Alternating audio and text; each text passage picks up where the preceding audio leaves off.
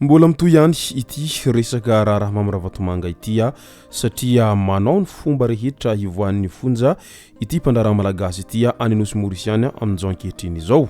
Ka ny episipitsony mahakasika an'izay ny fakafakena amintsika atao anatin'ity vidéo ity ka manasa antsika rehetra anaraka an'ity vidéo ity hatramin'ny farany.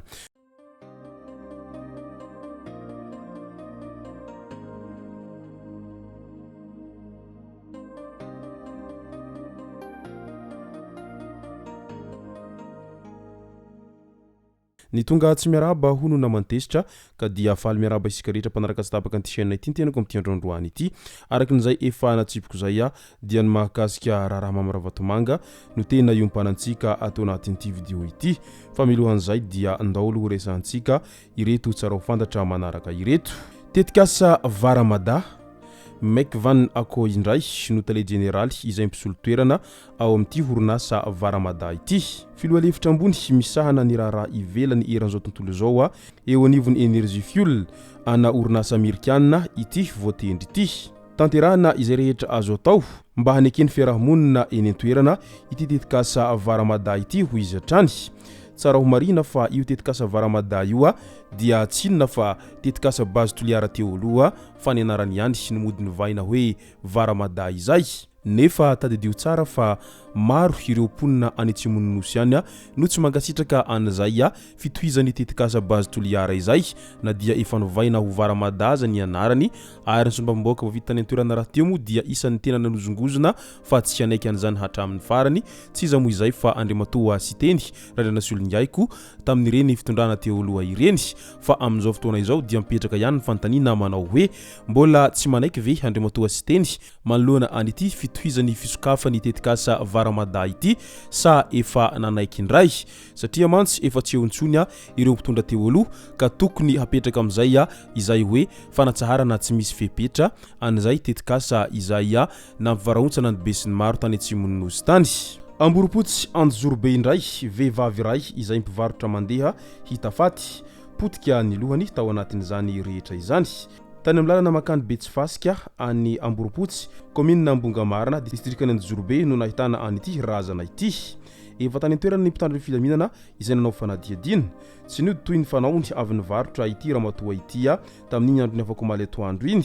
ka nanao fikarohana ny fokon'olona saingy ny nofo mangatsika sisa no hita ary mbola eo am-pikarohana an'izay mety ho nahavandoza sy ny antony rehetra mety nahatonga an'izay ny loza izay ny rehetra amin'izao fotoana izao. Ho nahina ho nisy namono ity ramatoa ity raha ny fisehony tranga araky ny voalazandreo anatry maso hatrany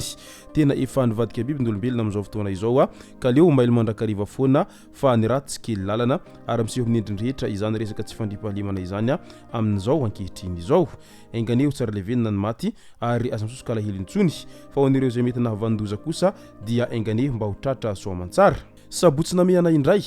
tsy milamina ny sabotsina mehana eny satria jiolahy iray no avy nifanenjehan'ny polisy vao maraina iny tamin'iny andro ny omaly iny tratra moa izay jiolahy izay tsy hivina fa tamin'ity herinandro ity hatrany nisy tokantrano iray izay voatafika namoizana ainjazalahy vao 13 taona sy nahaverezana vola be teny Antsahatsiresy commune sabotsina mehana teny raha toaka efa mitaraina amin'ny asa fanendahana amin'ny andavanandro ihany koa ireo mponina eny Ambohimanarina sy sabotsina mehana iny.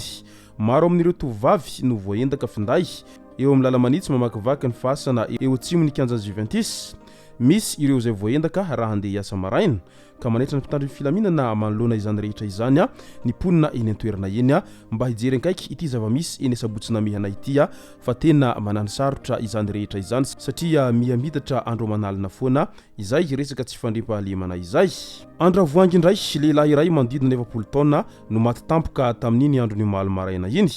Lehilahy manodidina 20 taona eo no hita faty teny amin'ny tsenana Andravoangy teny araky ny fanazavana ireo olona amin'ny manodidina olona tena misotro toka ny tenany ary mbola mamo izy omaly alina iny.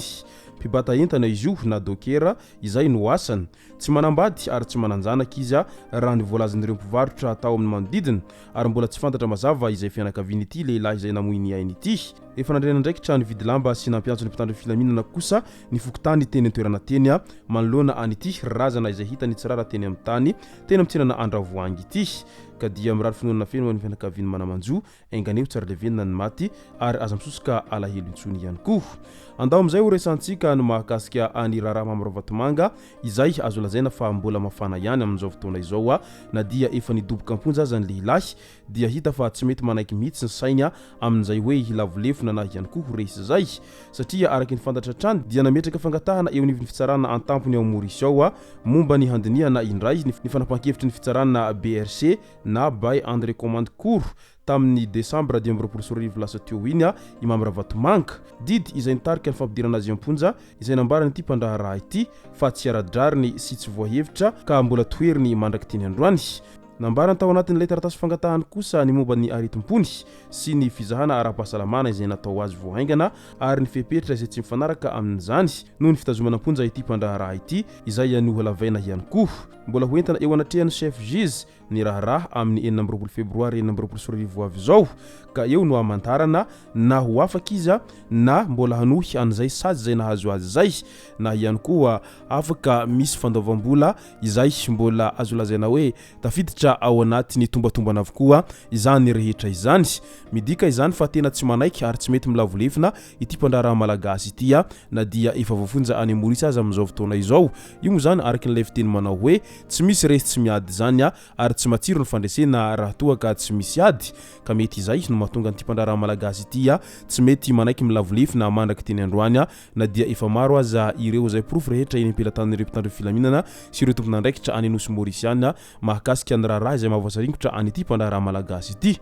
ka horantsika eo izay mety ho toy ity raharaha Mamy Ravatomanga ity izay mbola fonja any Anosy Mauriciana amin'izao fotoana izao fa ireo zay tompon'andraikitra sy ireo zay niara-petsapetsa taminy raha teo raha ho an'i Madagasikara dia efa maro amin'izy ireo no voasambotra sy nidoboka amponja ihany koa amin'izao ankehitriny izao indrindra fa ireo olony fitondrana teo aloha ireo izay tena maro no efa nampidirina amponja amin'izao ankehitriny izao noho ny raharaha maro samihafa isan-karazany indrindra fa ny fanodikodinam-bola sy ny fanaovana antsirambiny sy ny tsirariny nandritra ireny fitondrana teo aloha ireny misy farany avokoa marina ny zavadrehetra satria tsy nisy nanampofa horodana tampotampoka teo ny tanjaka sy ny heriny ireny fitondrana izay tena azo lazaina hoe nafy teo aloha ireny nefa amin'izao fotoana izao dia lasa mandositra sy tsy hita avokoa ireo rehetra alohandohan'ny mpitarika an'izany fitondrana teo aloha izany izay tsy nandositra moa dia nivadika palitao avokoa amin'izao ankehitriny izao izay no matsaka azona roso tao anatin'ity video ity tomboko lazy tomboko vavy misaorantsika rehetra nanaraka an'ity video ity hatramin'ny farany azadino ny milike ny video antsika ary tsarovatrany miabone amin'ny chaîne antsika mba ahafahanareo manaraka tsy tabaka ny video zay rehefa nahita isan'andro tomboko lazy tomboko vavy mankasitraka dia mirary soa